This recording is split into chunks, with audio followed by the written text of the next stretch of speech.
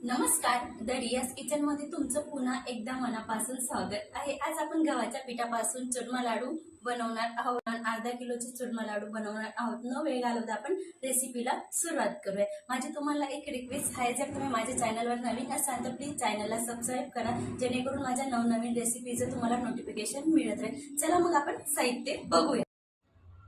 मी इथे 2 वाटी गव्हाचं पीठ घेतलेलं आहे, अर्धी वाटी बेसन पीठ आणि पाऊण वाटी रवा घेतलेला आहे। हे सर्व पिठांचं आणि रव्याचं साहित्य बघायला गेलं तर 500 ग्रॅम आहे। आणि ज्या वाटीने मी गव्हाचं पीठ घेतलंय त्याच वाटीने मी इथं गूळ घेतलेला आहे। 3 स्पून खसखस आणि आवडीनुसार ड्रायफ्रुट्स घेतलेले आहेत। मी थोडं जायफळ पावडर घेतलेलं आहे। आपण इथं गुळाचा वापर करणार आहोत, म्हणून जायफळ पावडर आवर्जून घालायचे, याच्याने खूप छान टेस्ट येतो लाडूंना। इथं मी सर्व पीठ आणि रवा वगैरे मिक्स करून 2 ते 3 स्पून तुपाचं मोहन दिलेलं आहे। आणि तुपाचं मोहनला चांगलं असं पिठाला लावून घ्यायचं आहे, जेणेकरून दाणे दाणे टेक्स्चर होतं। आणि इथं घट्टसर गोळा मळून घेतलेला आहे, बघू शकता तुम्ही। मी इथं आपले जे चपातींचा गोळा मळतो त्यापेक्षा खूपच घट्ट मळायचं आहे। इथं मी 10 मिनिट रेस्ट करायला ठेवलेलं होतं, जेणेकरून आपलं रवा, बेसन पीठ आणि गव्हाचं पीठ एकजीव आणि चांगलं फुलतं, व्यवस्थित प्रकारे सेट होऊन जातं। आता आपण इथं मुठिया बनवून घेऊ। मी सर्व एकसारखे गोळे तोडून मुठिया बनवून घेतलेले आहेत, बघू शकता तुम्ही। व्हिडिओमध्ये दाखवल्याप्रमाणे खूप सोपे आहेत, अगदी लहान मुलं पण बनवू शकतात त्या पद्धतीने।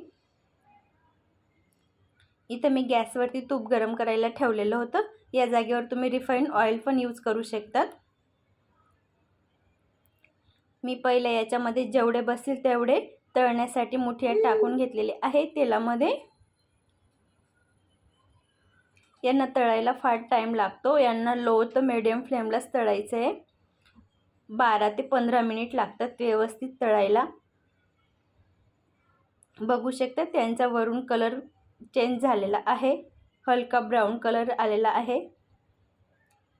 म्हणजे या पद्धतीने तळलं तर आतून खूप छान तळले जातात, नाही तर वरून जळतात आणि आतमध्ये तसंच मुठिया कच्चे राहतात आणि आपले लाडू एवढे व्यवस्थित बनत नाही। आता आपले राहिलेले मुठे आपण सेम प्रोसिजरने तळून घेऊया आपण। बघू शकतात म्हणजे एकसारखं ब्राऊन कलर आलेला आहे मुठ्यांना। मला प्रत्येक दोन्ही वेळेस तळताना 12 ते 15 मिनिट लागलेले आहेत। आता आपण यांचे बारीक तुकडे करून घ्यायचे।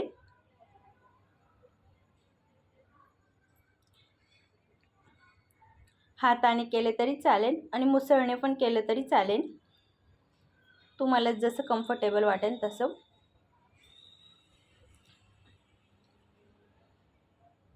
मी जेवढे गार होते तेवढे हे करून घेतलेले आहेत बारीक तुकडे। याला आपण कणिक जसं मळतो तसं पण मळलं ए मुठियांना तरी खूप लाडूंमध्ये छान टेस्ट येतो। आता आपण मिक्सरला बारीक करून घेऊया।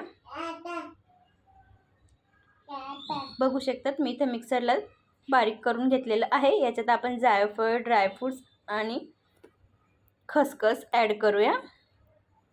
मी इथं बाकीचं तूप काढून घेतलं होतं, मोठे स्पून असतात ना आपण जे भाजीमध्ये वापरतो ते 2 स्पून मी इथं तूपचा वापर केलेला आहे। आणि आपला जे गूळ 1 वाटी घेतलेला होता तो आता ॲड करून आपल्याला फक्त गुळाला चांगलं वितळून एक उकळी येऊ द्यायची। आपल्याला इथं पाक वगैरे काही बनवायचा नाही आहे। बघू शकतात गुळाला छान पद्धतीने उकळी यायला लागून गेलेली आहे। आता आपण आता मुठियांचा जे चुरा बनवलेला आहे ते चुऱ्यामध्ये ॲड करूया गुळाला। ही प्रोसिजर थोडी पटापट करायची आहे, गूळ गार झाल्यानंतर जसं आहे तसा सेट होतो, म्हणून आपल्याला पटापट एकजीव होण्यासाठी पटापट व्यवस्थित मिक्स करून घ्यायचे स्पूनने, उलथीने, तुम्हाला ज्याच्याने कम्फर्टेबल वाटेल त्याच्याने। बघू शकता तिथं मी एकदम व्यवस्थित मिक्स करून घेतलेलं आहे। आणि हे नॉर्मल गरम राहिलं तेव्हाच आपल्याला लाडू वळून घ्यायचे।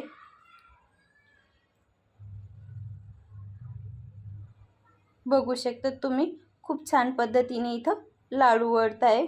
इथं माझा एक लाडू बनून झालेला आहे. त्याला मी वरून थोडं खसखस लावते. हे अगदी ऑप्शनल आहे, तुम्ही नाही लावलं तरी चालेल. हाताला थोडं पण लागत नाही आहे. खूप छान पद्धतीने इथं आपली लाडूची पूर्ण प्रोसिजर झालेली आहे आणि इथं लाडू वळायला पण खूप सोप्या पद्धतीने जात आहे. जर तुमचं मिश्रण जर ड्राय असेल, असं कोरडं कोरडं वाटत असेल, तर यामध्ये तुम्ही थोडं तूप गरम करून पण ॲड करू शकता.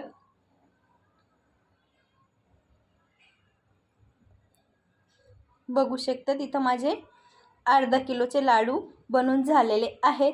खूप सोप्या पद्धतीने चुरमा लाडू आपले इथं बनून झालेले आहेत. अगदी तुम्ही नवशिके पण असाल तरी या पद्धतीने बनवले तर बनवू शकतात. खूप छान पद्धतीने हे लाडू होतात आणि गणपती बाप्पाला खूप फेवरेट आहेत.